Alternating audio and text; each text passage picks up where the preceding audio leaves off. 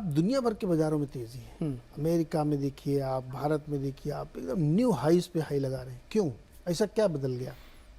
ना I think liquidity driven rally काफ़ी है हर जगह। एक सब देखना चाहते थे, एक लेवल तक मार्केट में जो कोर अर्निंग्स हैं वो ड्राइव करती हैं वैल्यूएशंस को, रिटर्न्स को। तो अगर अर्निंग्स बढ़ रही हैं जनरली कॉर्पोरेट सेक्टर की, तो मार्केट उसको रिवॉर्ड करता है। जैसे हम कहते हैं markets are slaves to earnings, long term में वही एक सच है जो एक सच कहे मार्केट का तो वही है कि आपकी अर्निंग्स डिसाइड करती हैं आपकी क्या वैल्यूएशन हो, और वो मार्केट का लेवल डिसाइड करते हैं। पर शॉर्ट टर्म में क्या होता है, मार्केट एक पॉपुलिस्ट मशीन है। जो पॉपुलर है उसको वो ज़्यादा एक्स्ट्रापोलेट होता है, जो मोमेंटम है वो ज़्यादा चलता है, और वो मोमेंटम क्रिएट होता है इजी सप्लाई ऑफ मनी से। लिक्विडिटी है मार्केट में आ रही, अभी हमने आई थिंक 1-2 हफ्ते पहले चर्चा करी थी कि कैसे जो इंडियन म्यूचुअल फंड्स हैं उनके पास 1 लाख करोड़ का कैश है इस समय। जो हेज फंड्स हैं प्लस फैमिली ऑफिसेज हैं उनके पास कुछ 50,000, फैमिली ऑफिसेज लोकल इन्वेस्टर्स 50,000 से 75,000 करोड़ का कैश है, वो डिप्लॉय होना है। और एक राइजिंग मार्केट में कोई भी मिस नहीं करना चाहता है। जो बड़े से बड़े बेयर्स होते हैं वो बुल बन जाते हैं मार्केट को लेवल देख के। वो फिर एक लेवल पे मार्केट ब्रेक कर देता है फंडामेंटल और टेक्निकल के रिलेशन, जो टेक्निकल के ही बेसिस पे चलता है, और लोग मोमेंटम को चेस करते हैं कि जो ऊपर जा रहा है वो ठीक है, उसको चेस करो। तो मोमेंटम को एक्सप्लेन करना या एनालाइज करना बहुत मुश्किल काम है। आप फंडामेंटल्स को एनालाइज कर सकते हैं, आप एक फेयर वैल्यू कंस्ट्रक्ट कर सकते हैं, पर अगर मार्केट फेयर वैल्यू के बहुत ऊपर चले जाए तो उसको एक्सप्लेन करना नीरज जी बहुत मुश्किल है। और वो भी एक फंड मैनेजर्स के लिए उतना ही मुश्किल समय होता है जितना कि मार्केट एक बेयर फेज में है और बुल फेज में है, दोनों में तकलीफ उतनी होती है। तो अभी मार्केट्स क्लियरली स्ट्रेस्ड हैं, इसलिए क्योंकि फेड रेट कट हुआ, प्लस जनरल लिक्विडिटी सप्लाई काफ़ी है। और आप कोई भी एसेट क्लास देख लीजिए, सब ऊपर जा रहे हैं। बिटकॉइन देख लीजिए, गोल्ड देख लीजिए, न्यू हाई पे है। तो मतलब ये कैसा मार्केट है कि कोई एसेट क्लासेस में कोरिलेशन जो रहता था नेगेटिव पॉजिटिव वो है ही नहीं, सब पॉजिटिवली है, क्योंकि लोग चेस कर रहे हैं उन एसेट्स को जिसमें मेरे को अगर कह रहा है 2600 से 2650 डॉलर की रेंज में गोल्ड है तो ये तो 3000 हो जाएगा, तो चलो 3000 ले लें। बिटकॉइन अगर 63,000 पे है तो ये तो 1 लाख का हो जाएगा, ये ले लेते हैं। कोई स्टॉक है वो तो इतने पे है, वो उतना हो जाएगा उसको। सो सिर्फ प्राइस ड्राइव कर रहा है, उसका प्राइस की एक्सपेक्टेशन, और अंडरलाइन फंडामेंटल को नहीं है। हाँ, लिक्विडिटी ड्राइव कर रही है। मेरे मन में हमेशा एक सवाल ये आता है कि जब ये लिक्विडिटी क्रिएट हो गई, अब कोविड के बाद से नया पैसा भी आ गया, नए इन्वेस्टर आ गए, लोग बैंक में जमा करने के बजाय इधर मार्केट में ज़्यादा दिलचस्पी लोगों की हो गई है। तो मतलब ये आप मुझे समझाइए कि ये अगर ये तो स्टैब्लिश्ड है लिक्विडिटी ड्रिवन पॉइंट, तो वो तो फिर कभी ख़त्म ही नहीं होगी ना। वो पैसा मान लीजिए एक कमरे के अंदर, एक पॉइंट के अंदर हमने बहुत सारी चीज़ डाल दी, अब वो निकलेगी कैसे? वो तो घूमती रहेगी ना, वो तो चल ही रहा है मार्केट, और नया नया पैसा भी आता जा रहा है। अब जो लोग 1 लाख करोड़ के कैश में बैठे हुए हैं, वो कुछ समय बाद वो अंडर परफॉर्म करेंगे तो फिर आ जाएंगे खरीदने के लिए। आप देखिए बजाज हाउसिंग फाइनेंस के आईपीओ में हिस्ट्री क्रिएट कर दी, तो वो पैसा है ना, एक्चुअल रियल मनी है ना, वो मिला तो मतलब देखिए वो पैसा है लोगों के पास जो उसमें लगा के, असबा में लगा के बैठे थे। वो किसी स्टॉक में नहीं था, वो उसके लिए एप्लीकेशन लगी थी। अब वो पैसा फ्री हो गया तो दूसरे में लगा, तीसरे में लगा, लेकिन वो 10-5 लाख करोड़ का जो अमाउंट सिस्टम में से घूम रहा है वो तो रहेगा, तो मार्केट फिर तो चलता ही रहेगा। देखिए मार्केट चलता रहेगा, ये हमेशा बुल मार्केट में ऐसे ही लगता है, ऐसी theory हमेशा ऐसे ही लगता है, ऐसी फीलिंग आती है। और बियर मार्केट में उल्टा लगता है। ये एक बड़ी नॉर्मल सी फीलिंग है जो आपने बताई। बट होता क्या है, liquidity always ceases returns. Okay, जब तक रिटर्न आ रहे हैं लिक्विडिटी रहेगी। अगर आपके रिटर्न नेगेटिव हो गए, जैसा कल थोड़े दिन मार्केट ने दर्शाया अपना, थोड़े दिन वो कॉन्टिन्यूसली 1 हफ्ता 10 दिन रहे, तो जो लिक्विडिटी अभी आ रही थी वो रिवर्स हो जाएगी, रुक नहीं जाएगी, वो रिवर्स हो जाएगी। तो माइंडसेट कैसे काम करेगा इन्वेस्टर का, इसमें मुझे प्रॉफिट है, इसमें मेरा भाव है, ये मैं निकाल के बेचता हूँ, सब यही सोचेंगे। बट जब एग्जिट जो पाइप होती है ना, घुसने के लिए तो इन्वेस्टर के पास बहुत बड़ी पाइप होती है, मार्केट में खरीद लो, प्रोमोटर्स बेच रहे हैं, प्राइवेट इक्विटी बेच रहा है, तो आपको सप्लाई ऑफ पेपर तो है। बट जब आप बेचने जाएंगे ना तो डिमांड बिल्कुल खत्म हो जाएगी। दूसरा रीजन है, जैसा अभय जी ने कहा, स्ट्रेस्ड वैल्यूएशंस है। क्वालिटी ऑफ पेपर या वैल्यूएशन रेंज जो नॉर्मली रैशनल इन्वेस्टिंग जिसे हम कहते हैं वहां से काफी नैरो रेंज होती जा रही है। किसी को भी उस रेंज में कोई भी अच्छी क्वालिटी स्टॉक नहीं मिल रहा है। जो सारी लिक्विडिटी है वो सप्लाई ऑफ पेपर है। कल 1% एक GTND 11% स्टेक बेच के गई। 40-44 हजार करोड़ की market cap. It's not a buy or sell recommendation, but आप उसके प्रॉफिट देखिए, सम 80-100 टाइम पे आप जो भी स्टेज कर लीजिए उस पे प्रमोटर 11% स्टेक बेच रहा है। और retail investor, actually mutual fund भी रिटेल इन्वेस्टर ही है, क्योंकि उसके पीछे रिटेल इन्वेस्टर का पैसा है। और वो अगर कैश पे तो बैठ नहीं सकता, उसको तो मार्केट में पार्टिसिपेट करना है, वो खरीद रहे हैं। तो सारे ज्ञानी लोग, जिनको मैं ज्ञानी कहता हूँ, इनसाइडर्स, जो प्रमोटर हो गए, प्राइवेट इक्विटी जो बोर्ड पे बैठा है, वो अपना माल हल्का कर रहे हैं।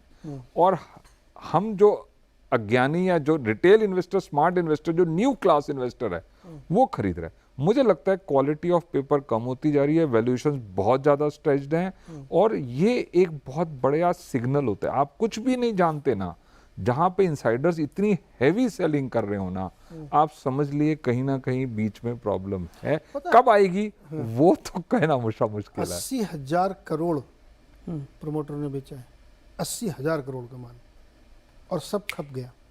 मतलब, और प्रमोटरों को ऐसी जरूरत नहीं है बेचने की। प्राइवेट इक्विटी में समझता हूं, फंड बंद हो रहा है, उनका एग्जिट था, चलो उनको एग्जिट करना था। सर मेरा 10 का माल अगर 20 में बिक रहा, मैं क्यों नहीं बेचूंगा? वही नेपेंसी रोड में बंगला खरीदूंगा। हाँ। जब मेरा माल बिक रहा है ना ऊपर, तो आज 5,000 करोड़ की तो ऐसे विंडो में हो जाती है, एक सेकंड के अंदर, पता ही नहीं चलता किसी को। पता ही नहीं चलता। तो आपने जो बोला ना कि कब खत्म होगा, वो थोड़े दिन नेगेटिव रिटर्न्स जब आएंगे ना, वो रिवर्स हो जाएगा, और फिर आप देखेंगे उल्टे उल्टे सर्किट लगेंगे। रिवर्स सर्किट, जो यूसी है अभी अपर सर्किट है, वो डीसी हो जाएगा, वो डाउनवर्ड सर्किट हो जाएगा। वो मोमेंटम, बहुत अच्छी बात है, जो मोमेंटम ब्रेक होता है ना, तो वो प्रेडिक्ट करना बहुत मुश्किल है कि मोमेंटम कब ब्रेक होगा। पर आपको मालूम है वो होगा कभी ना कभी, और उसका आउटकम कभी भी अच्छा नहीं होता है। पर बेयर बुल मार्केट जो हमारा 4.5 साल से चल रहा है, लोगों की मेमोरी नहीं है अभी उसकी। तो ठीक है, अब मार्केट में जजमेंटल होने का। इस पे एक बात बताऊं, बहुत इंटरेस्टिंग बात। हम सब लोग कहते हैं, मैं भी कहता हूँ उसमें, इसी ग्रुप में, कि यार जो नई जनरेशन आई इसने अभी वो 2008 नहीं देखा, या वो उनकी मेमोरी में नहीं है। वो लोग कहते हैं तो आप लोगों ने बुल रन नहीं देखा है, आप अब देख रहे हो। मैं एक और चीज ऐड करना चाहूंगा नीरज जी।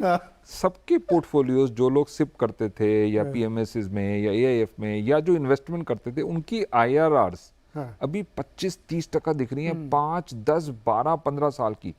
तो फीलिंग क्या आ गई है कि इक्विटी मार्केट से 25% CAGR 20 साल 15 साल बनता है। तो वो जो that is a wrong assumption. Average is very dangerous thing. That's why, तो हमें, क्योंकि एग्जिट अभी इतनी वैल्यूएशंस हाई हैं, तो सबको वो पोर्टफोलियो में रिटर्न्स दिख रही है, तो और पैसा आ रहा है। अरे भाई, इसमें 25% है, मेरा जो बिजनेस है लोकल, उसमें तो मेरा 10%, 12%, 15%, 18%, वो भी मार मार के जब आपको पेमेंट लेने के लिए 10 बार चक्कर लगाना पड़ता है। इसमें तो 25% बैठे बैठे रिटर्न आ रही है। अरे वहां से पैसा निकालो, यहाँ लगाओ। तो वो जो रिवर्स होगा ना, वो बड़ा तकलीफ वाला होगा। अरे उधर भी हो रहा है, इधर बिल्कुल हो रहा है, बिल्कुल। अनुराग जी के यहाँ अमेरिका में भी मार्केट न्यू हाई पे न्यू हाई लगा रहा है। अभी देखिए कितना ऊपर चला गया। जो भी, जितने भी टारगेट दिए थे बड़े बड़े दिग्गज ब्रोकरेजेस ने, वो सब उड़ गए। नया टारगेट क्या है? आपके यहाँ क्यों इतनी बाइंग हो रही है? वहाँ डर नहीं, वहाँ भी खूब पैसा है। तो नीरज जी, एक तो प्रोग्राम का नाम है फूल और कांटे, तो हमने भी थोड़ा, एक तो इसको थोड़ा फिल्मी रखते हैं, और थोड़ा ना लाइट हार्टेड डिस्कशन, जैसा मैंने कहा था। लेकिन लाइट हार्टेड का मतलब ये नहीं है कि हम काम की बात नहीं कहेंगे, इशारों इशारों में कह देंगे, उसको पकड़ना होगा।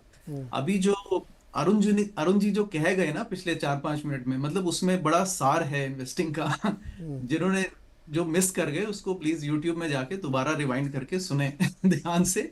उसके आई थिंक इस पे हमारी भी एक बार पहले चर्चा हुई थी। It is the crux of investing, right? तो उसको दोबारा सुने, उसमें काम की बात सब आ गई है, बट समझने वाले के ऊपर है। नीरज जी, थोड़ा सा कंपैरिजन ये है कि अब लोगों को, ये मैं काफी बार समझाने की कोशिश करता हूँ, लोगों को लगता है कि अरे बस 2 मार्केट्स बहुत अच्छे चल रहे हैं, US market all time high है और Indian markets all time high. देखिए, यहाँ ये ऑल टाइम हाई आप सिर्फ इंडेक्स को देख के मत देखिए, ये मार्केट्स क्रेजी वैल्यूएशंस पर बिल्कुल नहीं है, राइट, और इस पर बहुत लंबी डिबेट हो सकती है, लेकिन इसको हाई लेवल पे अगर मैं पुट डाउन करूं, तो अगर आप 7 स्टॉक्स को हटाएं जिनके valuations because of safety trade, technology, profitability, future growth, AI trade जो भी है उनको मिला के थी, rest of the market is just about 100% of GDP, US GDP.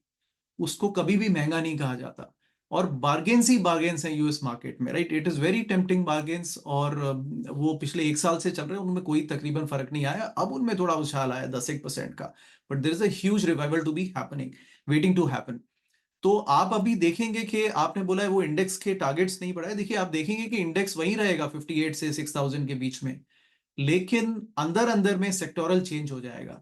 By the way ये मैच्योर मार्केट है, तो ये कोई नई बात भी नहीं है यूएस मार्केट्स के लिए। तो यहाँ पर ये हर साइकिल में होता है और लोग इसको देखते हैं।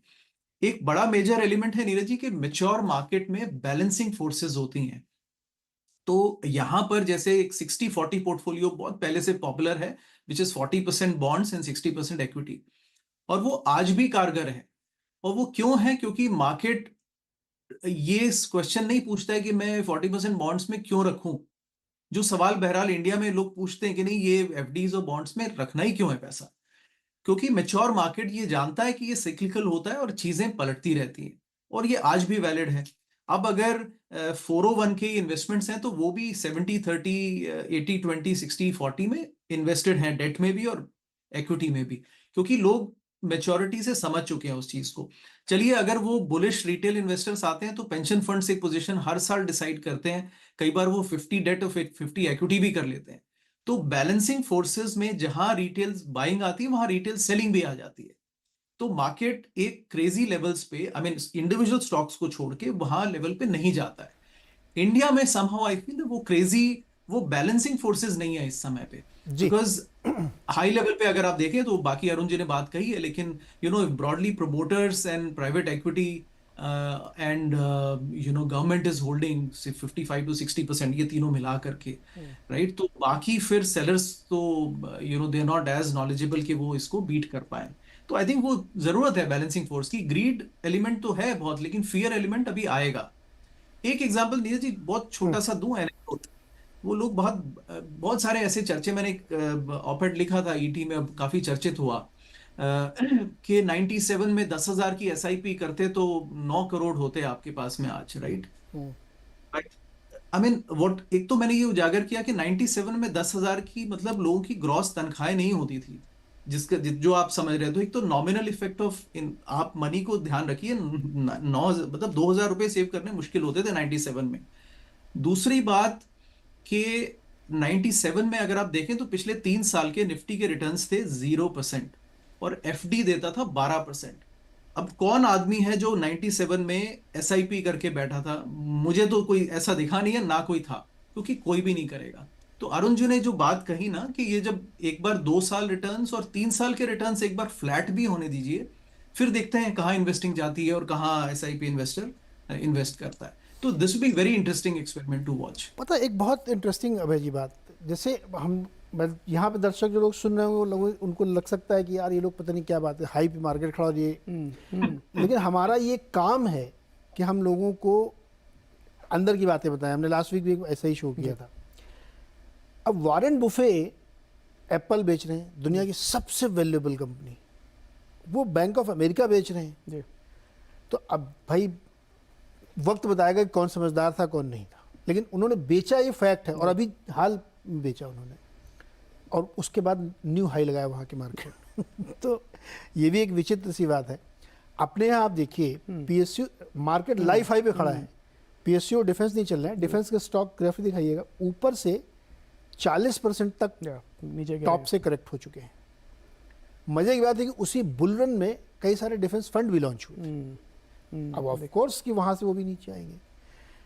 तो कई बार ये पहेली जो रहती है ना, दर्शकों को ये समझनी चाहिए कि ये आपके काम की चीज़ है। अब आप मुझे ये बताओ कि मार्केट लाइफ हाई पे खड़ा है, डिफेंस क्यों नीचे, क्यों नहीं चल रहे हैं?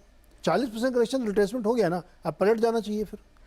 नीरज जी, यही सवाल आपको याद नहीं, आपने पूछा था 6 महीने पहले जब डिफेंस स्टॉक और सब चल रहे थे, तब भी मैंने कहा था कि एक बियॉन्ड फंडामेंटल वैल्यू आप असेस कर सकते हो एज ए फंड मैनेजर। जो मोमेंटम है उसको एक्सप्लेन करना, असेस करना बहुत मुश्किल है, क्योंकि वो सेंटिमेंट ड्रिवन है, लिक्विड सेंटिमेंट ड्राइव करती है लिक्विडिटी। लोग अपना बटुआ खोल के कहते हैं यार ये तो डबल हो गया, पिछले हफ्ते 400 पे था अब 500 हो गया, मेरे दोस्त ने बोला है 700 हो जाएगा तो मैं लगा देता हूँ। तो वो प्राइस को चेस कर रहे हैं, वो रिटर्न, शॉर्ट टर्म रिटर्न को चेस कर रहे हैं। रिसेंसी बायस है कि अभी जो हुआ वही होता रहेगा, उसकी कोई फंडामेंटल वो नहीं है। डिफेंस लॉन्ग टर्म स्टोरी है, मैं भी मानता हूँ, सब मानेंगे, पर कहीं ना कहीं Valuation matter उसका करेगा। वैल्यूएशन मैटर करता है उसका। और ये पूरे डिफेंस PSU रैली जो हुई वो एक कैचअप रैली थी, वो अच्छी रैली थी क्योंकि ये अंडर वैल्यूड स्टॉक्स थे। फिर वो फेयर वैल्यू तक आए, वो भी ठीक है, फिर वो फेयर वैल्यू के बहुत आगे निकल गए, और आगे का जो रिटर्न है 5 साल का वो भी उन्होंने बोरो कर लिया। अब वो करेक्शन मोड में है, शायद मुझे लगता है फेयर वैल्यू जोन में आ जाएंगे। और तब तक क्या होता है, एक बार मोमेंटम ब्रेक हो गया, लोगों का दिल भर गया, अब वो कह रहे हैं कि अब नया क्या है जो चल रहा है उसमें ढूंढे। तो इसको एक्सप्लेन करना ना नीरज जी बड़ा मुश्किल होता है कि क्यों, कहाँ तक जाएगा। और हो सकता है जो हुआ, मैं नहीं कह रहा था होगा, पर जो हम कह रहे हैं कि ये इतने, मतलब it was a given thing कि ये तो चलेंगे ही, ये तो बढ़ते ही रहेंगे, और आपने दिखाया 40% कट है 2 महीने में, 3 महीने में। तो अब वो कट क्यों हुआ? क्योंकि मोमेंटम ब्रेक हुआ, रिटर्न नेगेटिव हुई थोड़ी सी, 3 नेगेटिव, 4%, 5%, 8%, 10%, लोगों ने हथियार डाल दिया कि भाई निकलो यहाँ से। जैसे अरुण जी ने कहा कि फिर जब सब निकलते हैं साथ में तो खरीदने वाला कौन है? तो हो सकता है अभी स्टॉक मार्केट में भी हम उसी जोन में हैं जहाँ पे एक खिंच रहा है वैल्यूएशन। तो मेरा यही एनालिसिस है कि इसमें आप फेयर वैल्यू कैलकुलेट कर सकते हैं, पर वो स्टॉक क्यों उस फेयर वैल्यू के ऊपर ट्रेड कर रहा है थोड़ा मुश्किल है। अभी इसका एक नज़ारा ना फ्राइडे को देखने को मिला हम लोगों को। फ्राइडे को मार्केट में 1:30 बजे के आसपास एक बहुत शार्प फॉल आई। पिछले आज हाँ, फ्राइडे जब लाइफ हाई बना मार्केट में, कुछ मिनट की बात थी वो, किसी को समझ में नहीं आ रहा था यार ये क्या हो रहा, अचानक से एकदम शार्प फॉल हुई और फिर 15 मिनट ऊपर चली गई। ये 15 मिनट की कहानी मार्केट की कहानी है। मतलब उस 15 मिनट में आदमी डबल माइंडेड हो गया था। जब वो गिर रहा था तो सबकी थ्योरी ये थी, देखा मैंने तो सुबह आपसे कहा था कि अलर्ट रहना, और जैसे ही वो 10 मिनट बाद ऊपर गया, मैं तो कह रहा था कि हमेशा हाई पे रहे। तो ये 15 मिनट की स्टोरी ना रियल स्टोरी है इस मार्केट की, इसलिए बहुत ध्यान देने की जो हम लोग चर्चा करें सुनिए। लेकिन अभय जी खरीद रहे होंगे डिफेंस में, आई एम श्योर, कितना सस्ता हो गया। अरुण जी खरीद रहे होंगे, मैं अभय जी नहीं खरीद रहे। नहीं खरीद रहे? नहीं खरीद, पक्का? नहीं खरीद रहे, पक्का। क्यों इतना? अरे ऊपर से 40% नीचे आ गया सर। वो एक्चुअली हम प्राइस की बात कर रहे हैं ना, कि ये ऊपर गया, ये नीचे गया। हाँ। अर्निंग कहाँ है, वैल्यूएशन कहाँ है? अच्छा, हम लोग तब नहीं देख रहे थे जब ये ऊपर था? नहीं तो हम तो तब निकल गए थे या थे ही नहीं, तभी नहीं देखा उन आपने। प्राइसेस पे, उन स्ट्रेच वैल्यूएशंस पे किसी भी के लिए इन्वेस्टेड रहना बड़ा मुश्किल है। ट्रेडिंग करना बड़ा इजी है, वो स्टॉप लॉस होता है, वो होता है, हमने तो कभी करा नहीं। मल्टीपल पे बाइंग हो रही है, कोई देखिए, जस्टिफिकेशन आप पिछली मार्केट्स भी देखेंगे ना, हिस्टोरिकली ऐसा होता है। कभी इंफ्रास्ट्रक्चर में होता है, कभी किसी और सेक्टर में, कभी केमिकल, 1 साल 1.5 साल पहले केमिकल, चाइना +1, चाइना +1। अब वो मुझे प्लस, इसमें एक मैं डायलॉग मानना चाहता हूँ। हाँ बोलिए ना, बिल्कुल बोलिए ना। मालूम ना बोलो। अनुराग जी, आप इसमें China +1 is equal to China. हाँ। अब मैं इसको Yeah. डेटा से प्रूव कर Correct. दूं। जो करेक्ट कर रहे हैं मुझे अनुराग जी, उनके यहाँ के लोगों ने बहुत कोशिश की कि मैं ये सैंक्शन लगाऊं, ये रोक दूं, जिससे कुछ नहीं उसका हो सकता। एक्सपोर्ट नहीं हो पाएगा। एक्चुअल उसका एक्सपोर्ट बढ़ गया 2% और।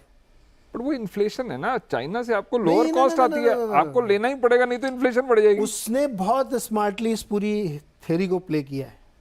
उसने आपको लगता है कि चाइना के अंदर वाली फैक्ट्रीज ने उसने बाहर करके किया, और इसलिए चाइना +1 की स्टोरी किसी एक पॉकेट में हो सकता है किसी के लिए बहुत बेनिफिशियरी हो, बट एक्चुअल में उसके लिए थी। आप डेटा उठा के देखिएगा, चाइना का जो एक्सपोर्ट डेटा आ रहा है बढ़ गया है, तो China +1 is equal to China ही है।